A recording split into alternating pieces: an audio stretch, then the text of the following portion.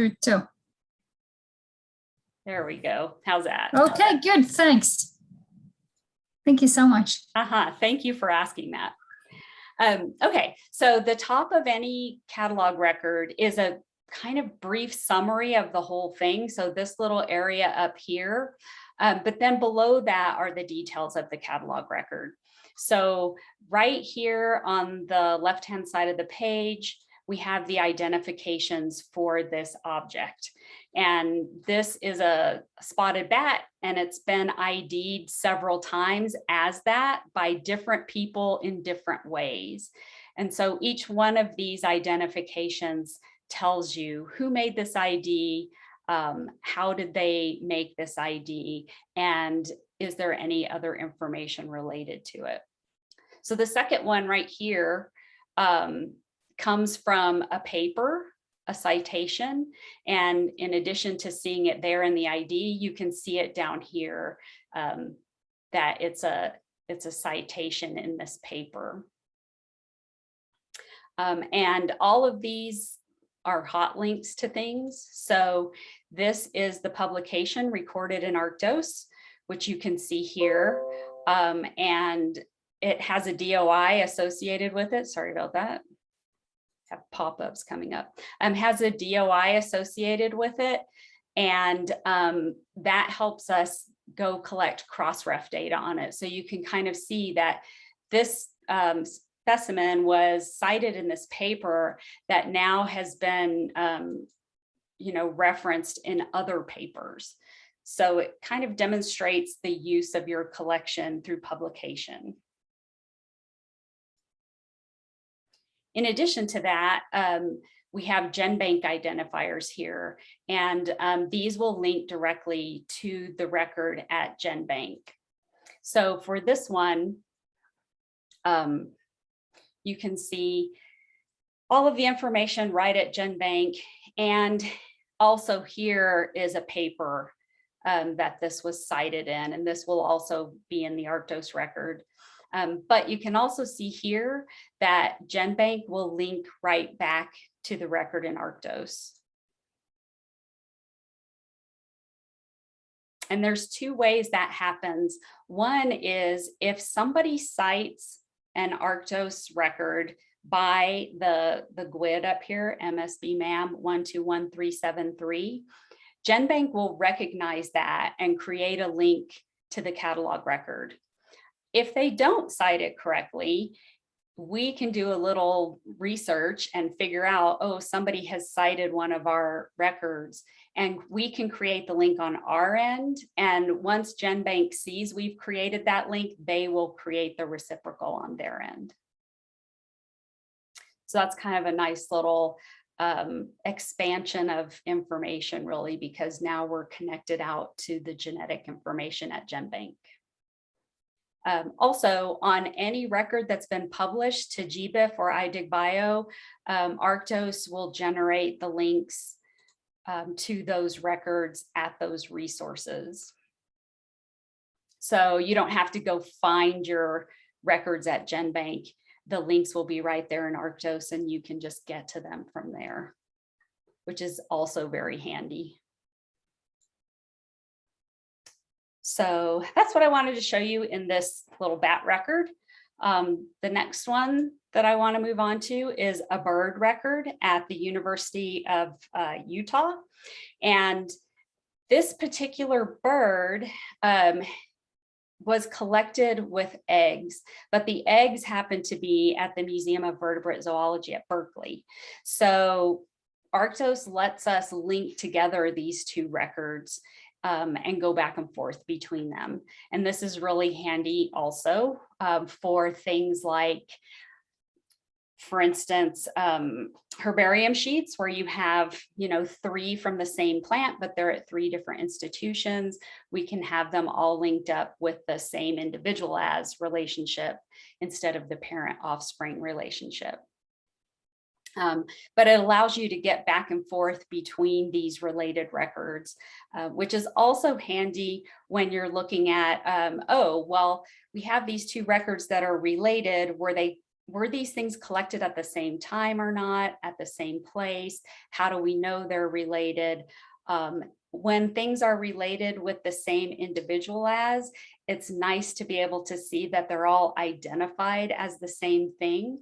So if somebody takes one of your 3 herbarium sheets and re-IDs it, the other 2 collections that have, samples from the same plant can see, oh, wait, there's been a re-identification of this, and they can change their IDs as well.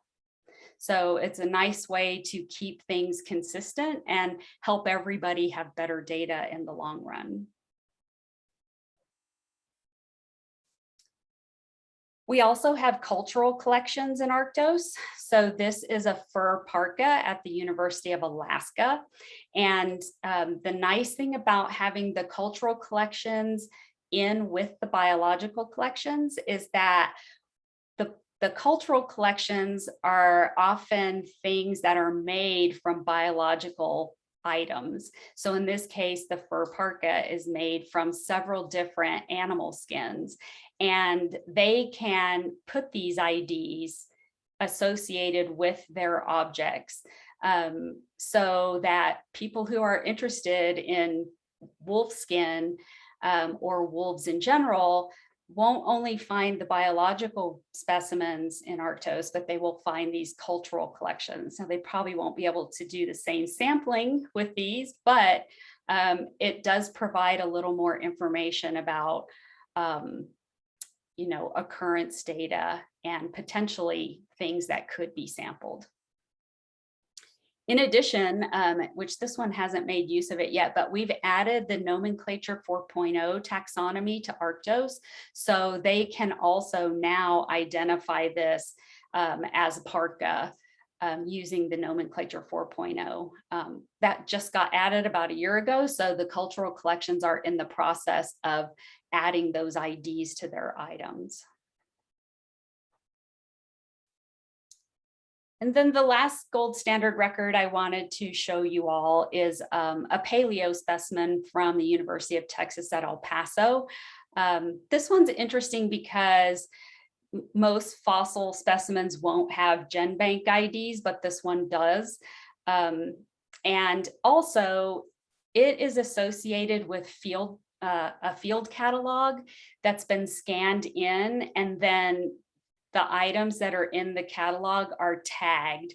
So this is the tag showing the field catalog for this object.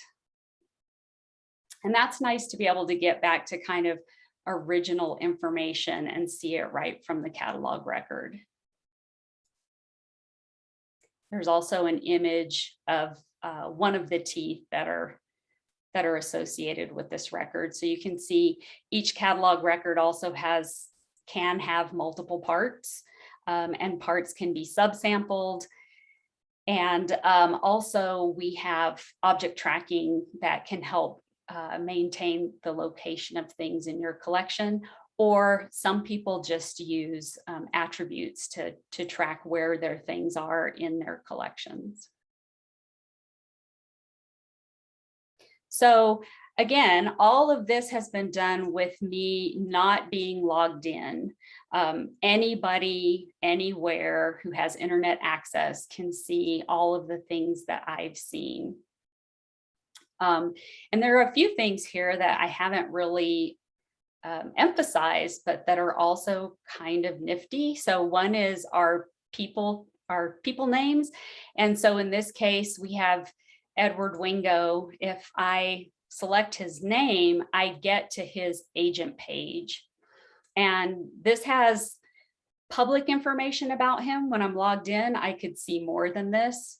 But it offers you a way to keep track of your people, who's working with who, what have they collected. So you can see Edward has multiple names. He was a student at the University of Texas, El Paso. He was part of this excavation team. And here are all the objects that he collected that are in Arctos. He also has media that are associated with his objects, and he created those. So this kind of page is really great for students that you have working in your collection because it's a permanent page. They can add the link to it in their CV and use it to pass around to show people this is what I did while I was working at this museum or with any of the museums that are in Arctos.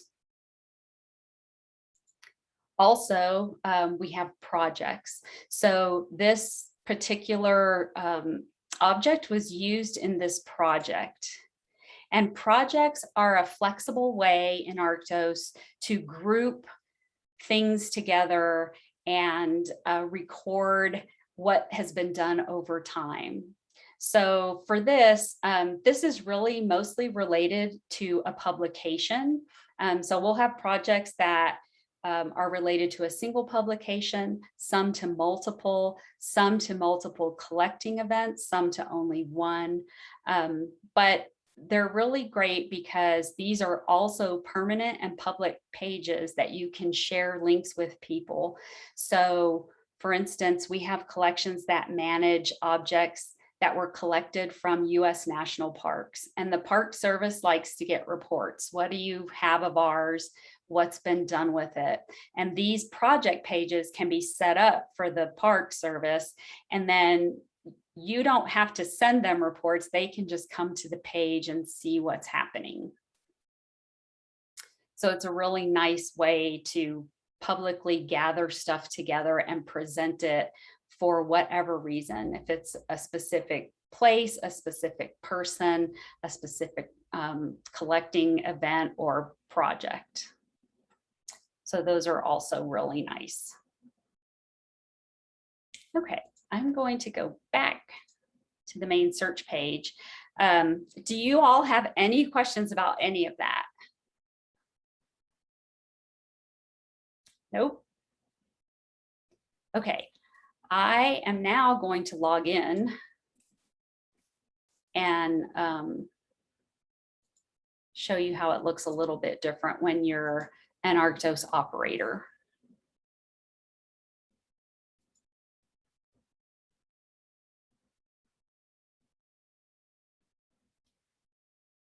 So the first thing you can see up top is that there are a lot more options for doing things, because now I can edit and add information and create reports and look at things in a bunch of different ways. The other thing is, before I had access to about 4 million records. Now I only have access to 1. So this is part of the virtual private database. Once you log in, you can only see the records that you have edit access to. And I have edit access to several collections, so I have quite a few. But a lot of people might only have 1 collection, or maybe the 5 collections that are at their institution. So that's how we work with, you can only edit the things that belong to you. So now if we go and look at this bat record,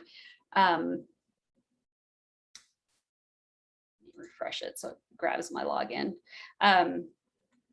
You can see that there are lots of little edit buttons all around the record. And this is where I could make changes to information, add things, remove things, edit things. This doesn't happen super often on a record by record basis. More often, information is either added or changed using some kind of bulk process. But occasionally, so for instance, this morning when I was looking at some of these records, I realized, oh, here's a few little things I could make better. And one of the things I did was add a publication or fix one of these publications here to add the DOI. So occasionally that will happen. People will edit things one at a time. Maybe you find out one more piece of information here. You might add it for this one thing. But often it's kind of a bulk change that happens. So I'm going to just do a quick search here and show you a bunch of records. well, not a bunch, there's 22. But when you do a search in Arctos, your results come up this way as a list. And it's a very basic list with some very basic information, but you can add items to it using this customized form. And it basically, anything that you can search on, you can also add to your results. And depending on what you're going to use the data for, if you're going to download it, you add the things you want, refresh it, and then you can download the data. So whatever you see in these search results, if I were to do a download right now from here, I would get exactly what I see here. I can also save this search if it's something that I want to keep coming back to. When you save a search, it doesn't create a snapshot, it saves your search parameters. So if things change later on and you go back to that saved search, you're going to get whatever the updated results are now. You can also remove things. So if you do a search and then you realize, oh, these two I don't really want, I can check them and use remove checked rows to take them out of my results before I do a download. And then the other nice thing from here is we can map things. This can be super helpful when you're trying to figure out, okay, all these things are supposedly from the same place. Do they really show up from the same place? But you can see how they map out here, where there's one here, oh, two from the same place, 4 from the same place. So that's how the search results work. You can also from here make bulk changes. So if you have a bunch of specimen records that you want to add a new ID to, say it's from a publication, you can search, get them all here in your results. And then from this manage, you can do things like add an attribute, encumber the records, add an identification to all of them, add new collector names, and so on. So this allows you to do some bulk editing and changes to the records if you have a set that you know you want to do the same thing to all of them. And then you can also print lots of reports, labels, and find related things to these. So if I wanted to find related localities, I can do that from here.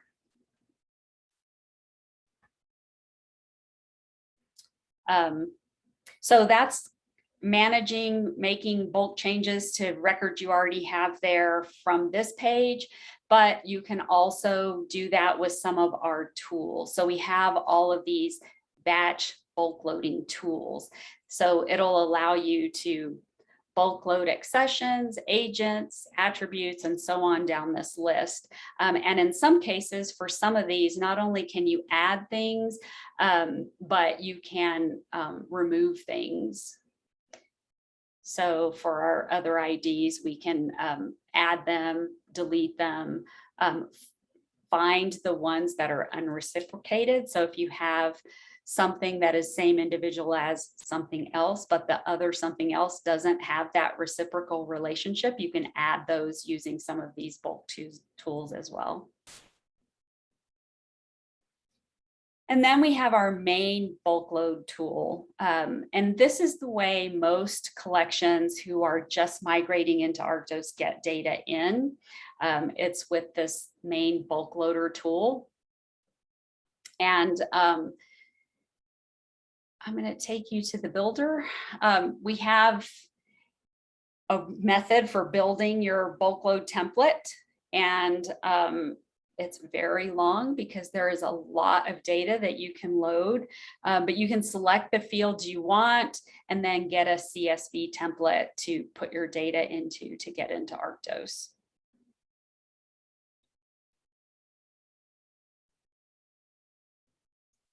And I'll show you how this. So in bulk loading, it's pretty simple. You get your template all together, select your file, and upload it.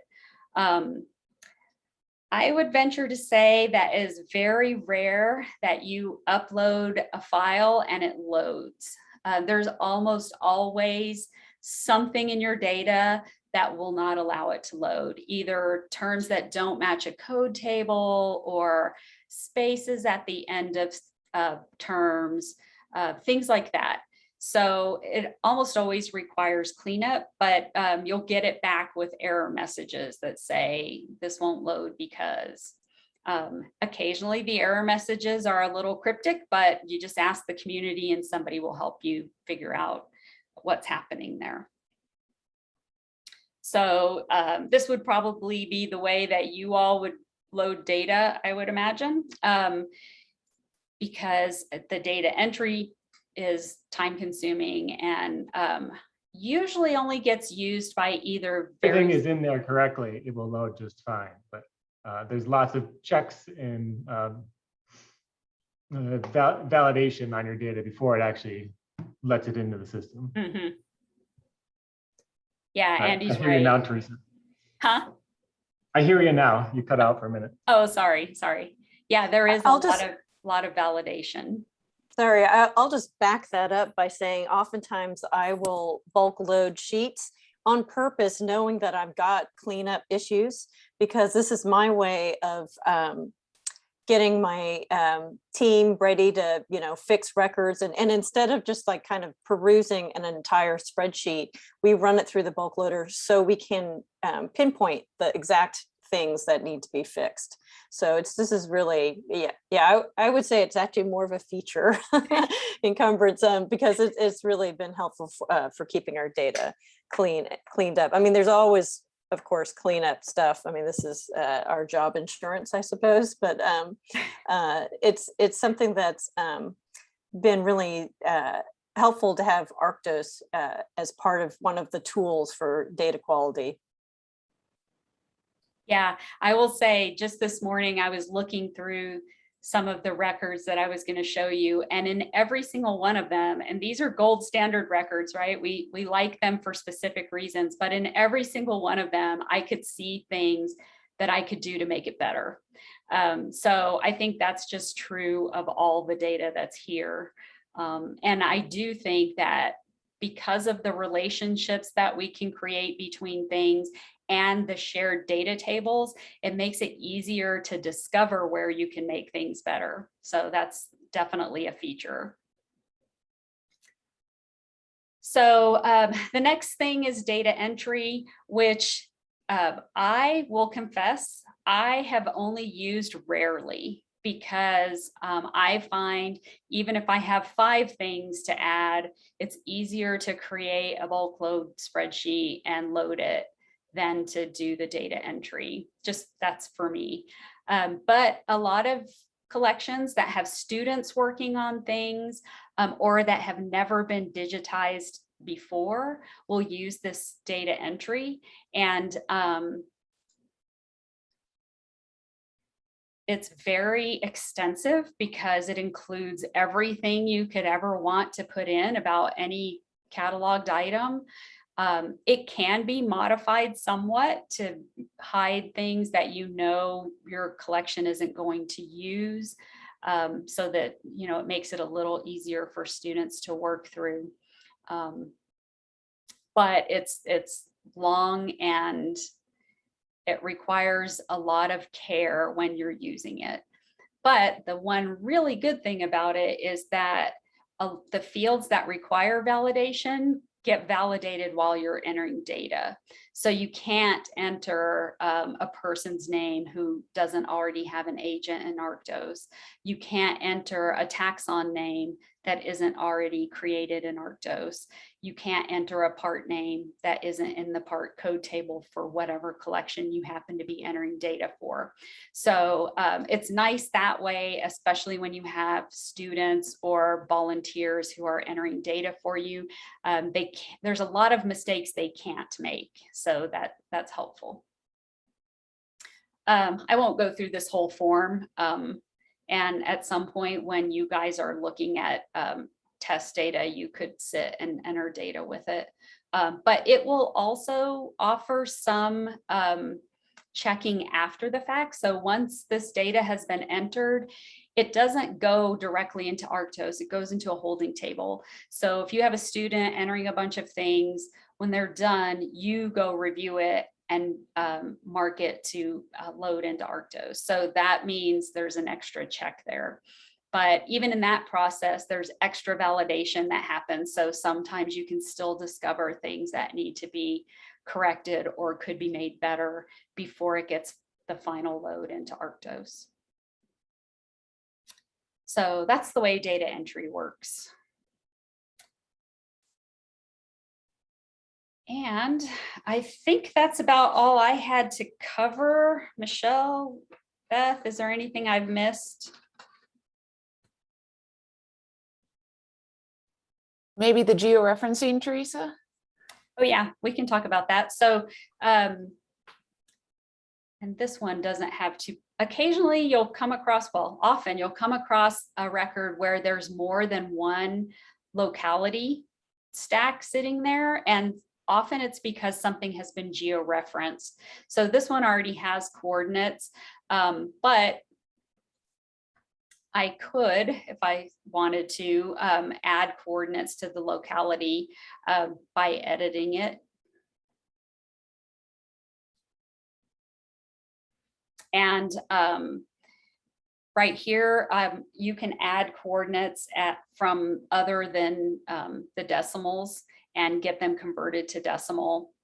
Or you can use geolocate to georeference things. And so clicking this button will take me directly to geolocate, and it will use the information that was in Arctos for this locality to give me some coordinates. So you can see it took the data right from Arctos here and then gives me some coordinates. And then got to move this so I can see what I'm doing. Are you folks familiar with geolocate, this georeferencing tool? No? Yeah, well, more or less, I guess. Okay. Some of us have tried it. Yeah. Okay, great. I just wasn't sure if you wanted a little bit more explanation about it.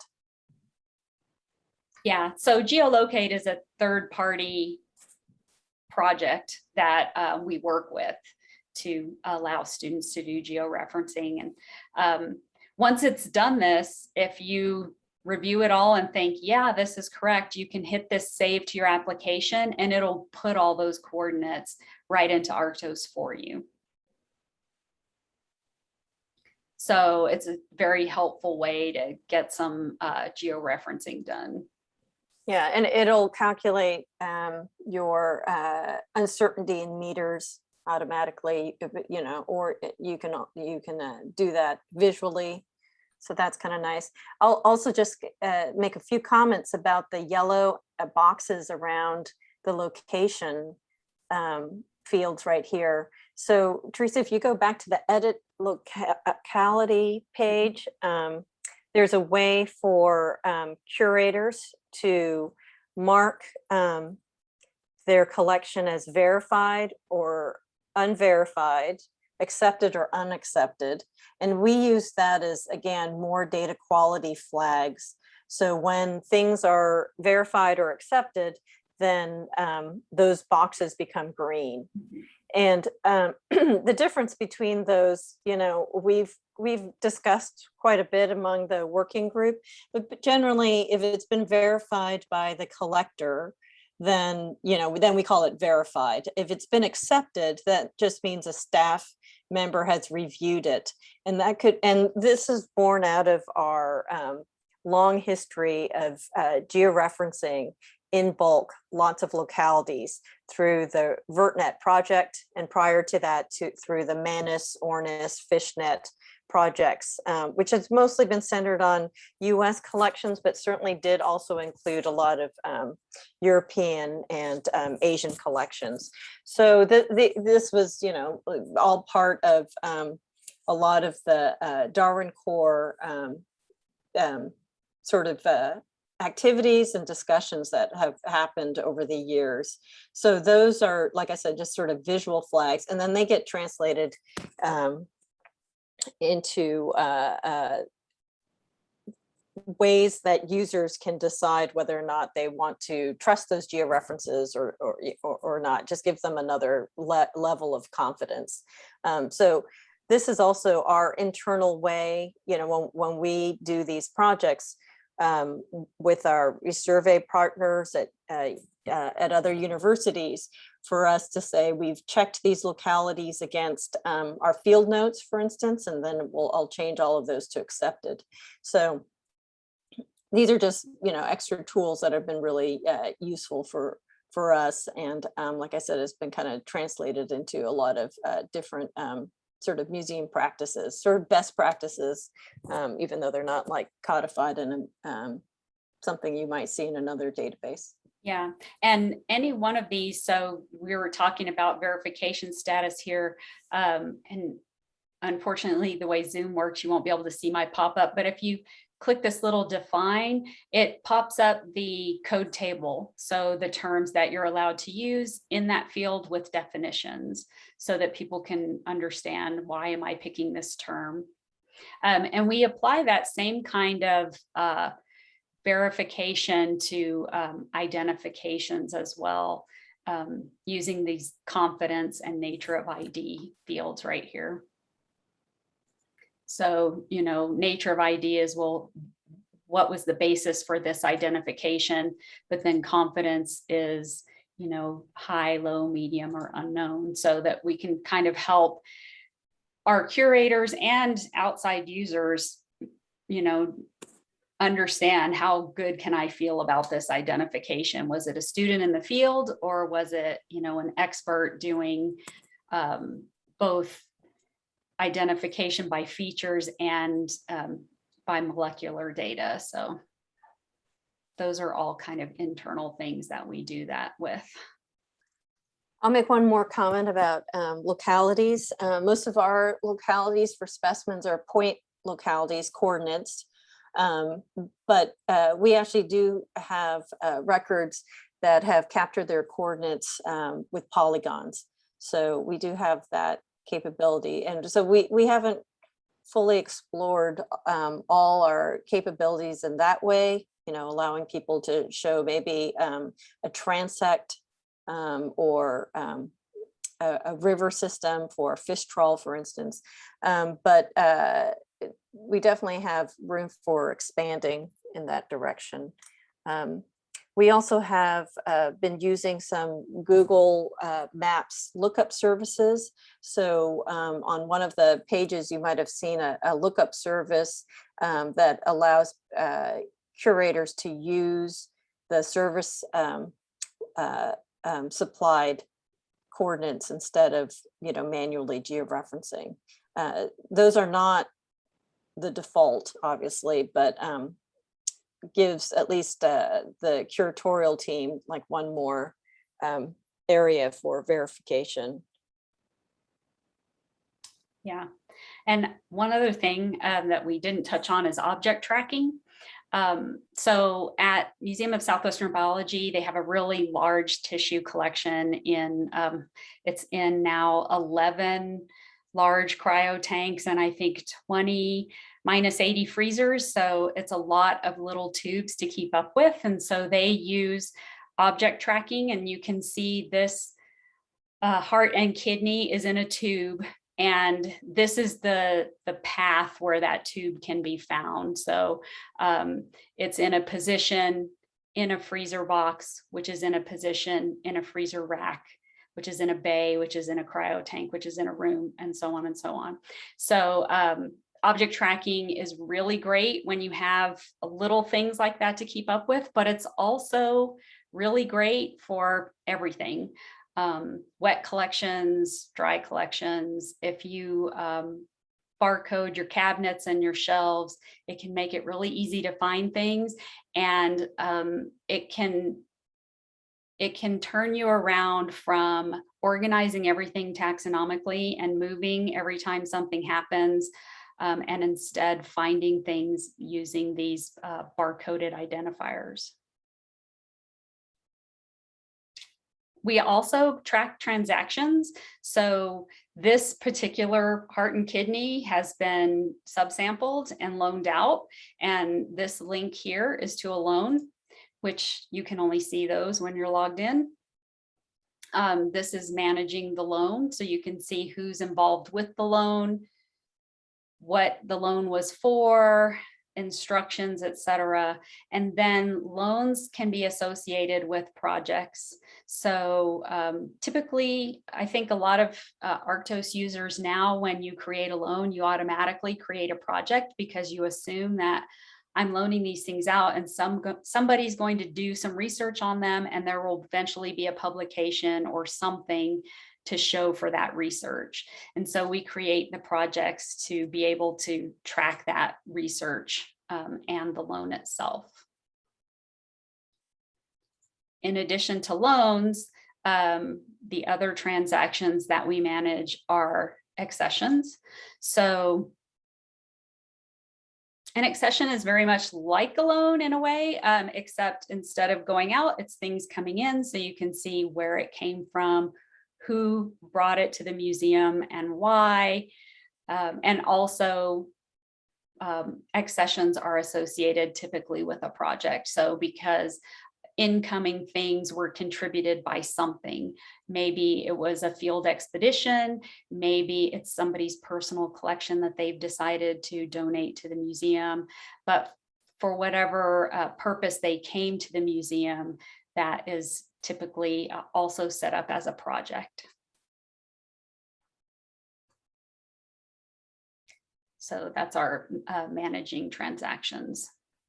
Accessions is also really nifty if you're working with a large group of researchers, because it allows you to tie permits to the accession. And so I can make sure I've got the permits that I needed from that graduate student for the material that they collected and has come into the collection. So I don't have to track them down 10 years later and go, wait, where's that piece of paper?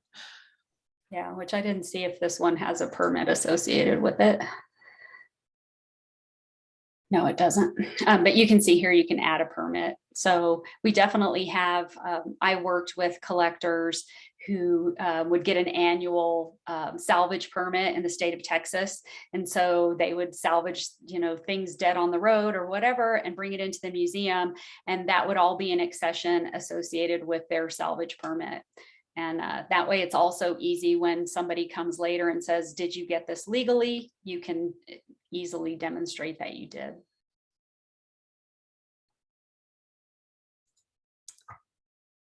So that's transactions. Anything else I'm forgetting? Do you all have questions? I have questions now. I have several questions, but we could start at because when you searched out catalog number 5000, are you able to search for a continuous? If you had wanted to search for 5000 and 5003 and 5010, how would you do that? So or a series of catalog numbers. So I could search 5000 to 5002. Okay, so that's easy. Or you can do comma separated lists. Yeah. So either one of those ways will I think get you what you're looking for. Yeah, that's what I was looking for. And a small follow-up, which is even more important. That's how will you keep track on not duplicating catalog numbers? So you cannot duplicate a catalog number in Arctos. It won't let you. It'll say that number already exists. You can't enter it again. So there's two things that happen with catalog numbers. You can see we've encouraged most of our collections to use integers as catalog numbers, just because it makes it easier to know what's the next number to use, where are my gaps in the numbers, and have I entered this number? When collections use numbers, so for instance, let me see if I can get to the, so for instance, the cultural collections, they were very insistent upon using their usual accession numbers. So you can see this catalog number, that's UA 67-133-001. It's next to impossible for us to know what their next catalog number is. So we can't offer that to them. And for them to search for their cataloged items, they have to know the whole number, because if they go search 133-0001, they're not going to find anything. So if you're going to use these kind of textual catalog numbers, it makes it more difficult to find things, to know if you have already, or what your next number should be. And the only thing you can do is figure out if you've actually used a number, because if I tried to enter a new catalog number with that exact same UA 67 number, Arctos wouldn't let me. It'll say, nope, that's a duplicate number. You have to use something else. Okay, thank you. Mhm. Any other questions? With Karsten? Yeah, I have one more on the same topic here. If I have a collection with the, for example, dry material and material stored in ethanol, and I have both starts with the object number 1 and up. How do you solve that? Do I have to have a prefix, and also if I have several collections, all starting on 1 and going upwards, is that possible? Or is how narrow is Arctos on saying that you're only allowed to have one object in that number? Is it inside the each collection, or how do you Yes, do it? it's inside each collection. So you see the prefix for this catalog number, the UAMEH. So this is essentially a collection or an institution acronym and a collection acronym, and then your catalog number. So that's why when I searched for record 5000, there was a whole bunch, but each one of them has a different prefix to it. So most of our institutions have separated their collections by kind of higher taxa. So they'll have a mammal collection, a herb collection, a bird collection, etc. We do have some small collections where everything's all mixed together. But for each individual collection, you can only have one. So my example of the marine invertebrates here with the 2 sub collections, both starting on 1, it's not possible unless I do something. Yeah, I mean, you could, if you wanted, have, a dry collection and a wet collection. But Arctos also allows you to have, multiple parts. So for most of our, and right off the bat, I don't really see one that looks this way, but well, this one is a good example, right? Because we've got the heart and kidney, we've got the liver, we've got the skin, the skull, the skeleton, and the DNA. So all these parts, they all have the same catalog number because they're associated in this case with the same organism. There can be any number of reasons for them to have the same catalog number, but that's why these are this way. So you can have multiple preparations with the same catalog number. And, okay. and the way, from the standpoint of tracking them physically, that's where the barcodes would really come in handy, right? That I know the part of this specimen that's in alcohol is over there in the wet collections, and the dried skin is over there in the dry collections. I should just add, the barcodes are not a prerequisite for tracking containers or where they are. So if your collection's already arranged, systematically, and you have a way of sort of bulk loading those, you can just affix your own nomenclature to the location. So in the archives, for instance, I've got one room, but I've got different aisles, shelves, places on the shelves, and we have not moved to barcoding. And so we're just going to stick with our already in use prefixes and abbreviations for all those locations, but they still make sense in the context of, the physical room. So those are not a requirement, though the barcoding would be nice for us to do. We're just not ready to do that ourselves.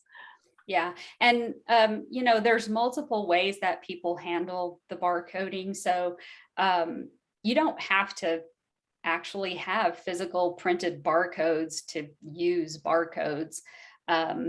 You can just assign them, and then you could print them later if you want. So for instance, here with MSB, all of their little tissue vials, well, most of them, have an actual barcode on them because students use a scanner to scan those into a box and so on. It reduces error. But if you have 10 things on a shelf, you can always just type in the barcode into the location and do it that way. So it's not necessary that there's some printed barcode that you can scan. It's really just an identifier for that container.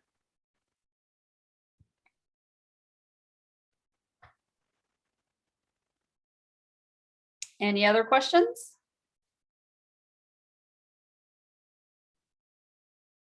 No? I can't see everybody, so it's hard for me to know if anybody has a question. Okay, so the thing that you asked about at the beginning was being able to test. And because Arctos is web-based, there's not software to download or use locally. It's all available through the web. And because this is also a live database, we can't really just give you guys access to the live data and let you do whatever, because it's all curated by the community. And anytime we make a change to a code table, we talk about it. And we even talk about changing other shared data like people and geography and locations. But that being said, we do have a test environment. It is not always as functional as the production environment because the programmer is in there testing things and doing things, but we can give you access to it. And there's already a bunch of collections set up in there, so we could give you access to, the kinds of collections that you want to try to enter data to, and then you could enter data or play around with it that way. But you just have to be aware that it's a test environment. So sometimes something won't work. It might not work this 5 minutes, but 5 minutes from now, when we've done something, it works. So it's not as robust, and you can run into roadblocks that way. But we could offer you that opportunity to enter some data in there and kind of play around. On the plus side, you get to see the latest versions of Arctos, because that's actually where we're testing things prior to production.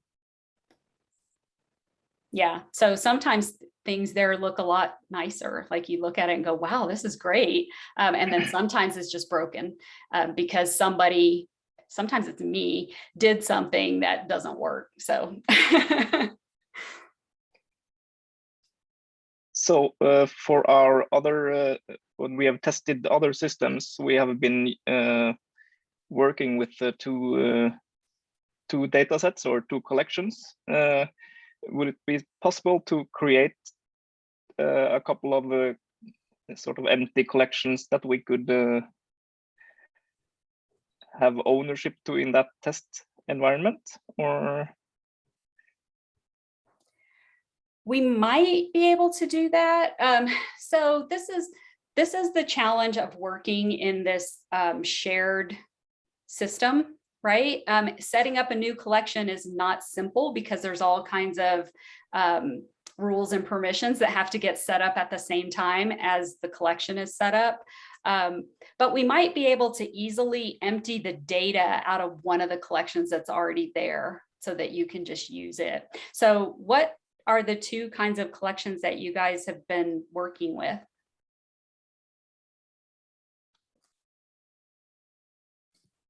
Yeah, I can answer that. We have been working with two things. That's it's fungi, Uh-huh. and it's also marine invertebrates. Okay. So that's the two test data we have been.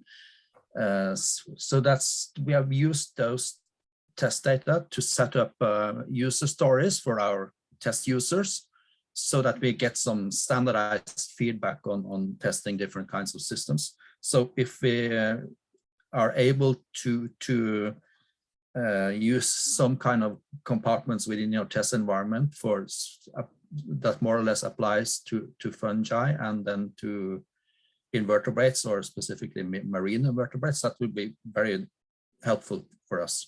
Yeah, the marine inverts for sure.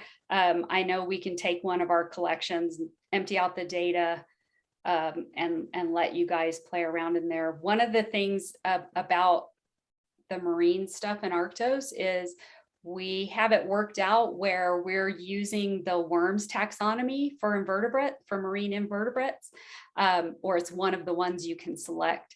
So that's been really great for our marine collections because they have a very nice system for keeping their classifications current and managing taxonomy. Yeah.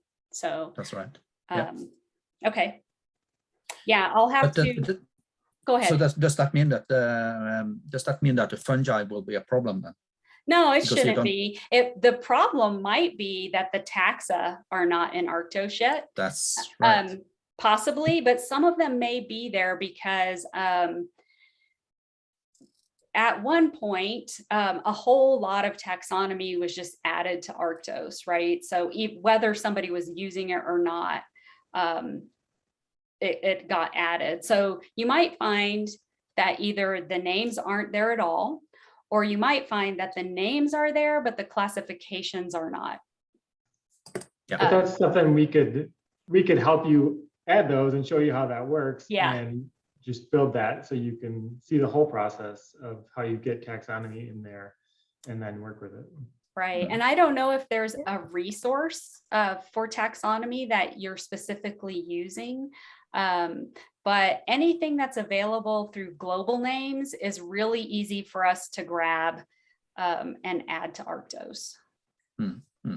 Yeah, I was just going to say it might be a valuable experience actually to see if we can create one, especially if you already know your global identification prefixes, you know, the institution code, the collection code. If those are already set, that would, you know, if it's already existing, then we can add that in. And then of course the taxonomy source, those would be the main things we would need. And we would need this, you know, for any collection that we're creating in Arctos. Yeah, it's one of the steps when new collections come into Arctos. One of the steps is reviewing taxonomy. So what taxon names are you using? Do they exist in Arctos? If not, should we add them? Or are they misspellings or something else? Because we definitely find that. And then once the names are there, what classifications do you want to use? Because we definitely have, you know, people who have conflicting ideas about what their classification system should be. So we want to help you get the thing in that you want. Yeah, so it can be customized. Mm-hmm. Yeah, but you know, we're not talking about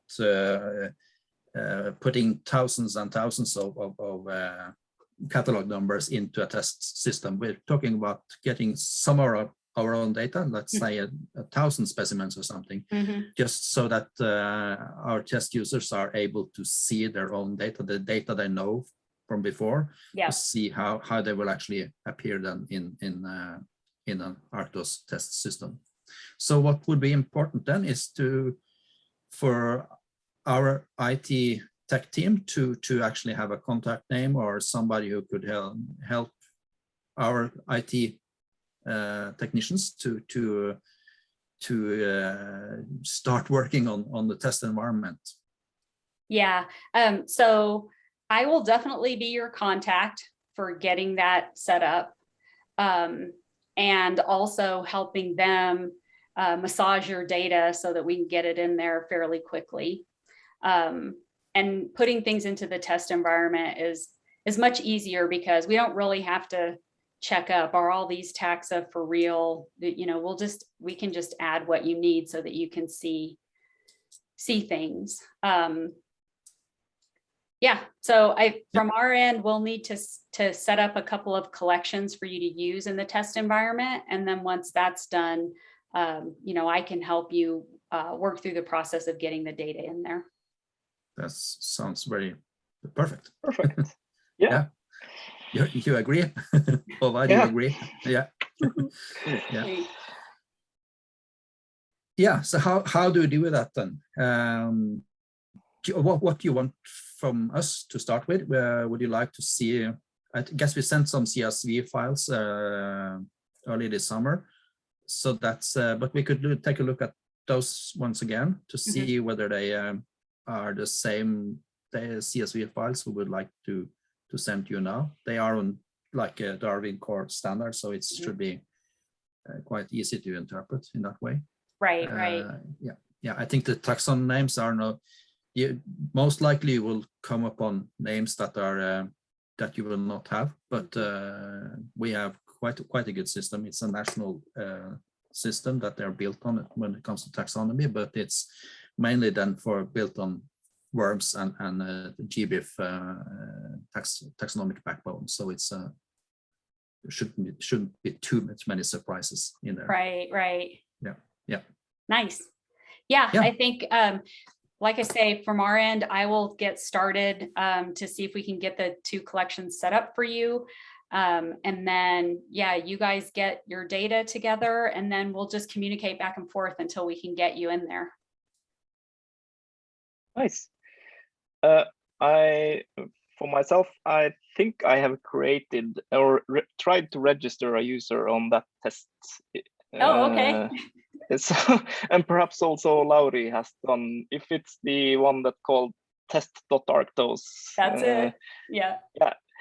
So, so perhaps you'll find our attempted user registrations there. Well, I was going to say, if you will email me your usernames there, because then from there, I can invite you to become operators, which will let you have edit access to those new collections when we get them set up. Perfect. So that also means that you would like to create separate users for all our test users. Yes. Yeah, so they could go right now and go ahead and create a username. And then once we get the collection set up, and this is also a really kind of nice test, because I can set you guys up as operators with managed collection. So you're kind of like a superpower. And then you can give other operators access to anything that you have access to. Yeah, so Arctos is sort of multi-layered when you become a user, and it's got a lot of different material. So your students will not have the same permissions as you. And you have students who have different types. So you have a georeferencing student versus you'll have a cataloging student versus you'll have a researcher, or in my case, a faculty member who you're like, I'm going to give you these permissions, but don't mess with that data, please. So if you guys like, it would be really helpful. What Teresa was talking about is you guys can figure out how to actually assign those permissions yourselves. Yeah, thinking about who needs access to, edit what, because other than encumbered objects, which we didn't really talk about, anybody can see all of the public information. So, we definitely have curators who use Arctos that really don't have edit access to anything because they're using it more for search purposes. and downloading data. It's the collection managers and students who are editing and doing things like that. So it just depends on the person and what they need to do, how much access you give them.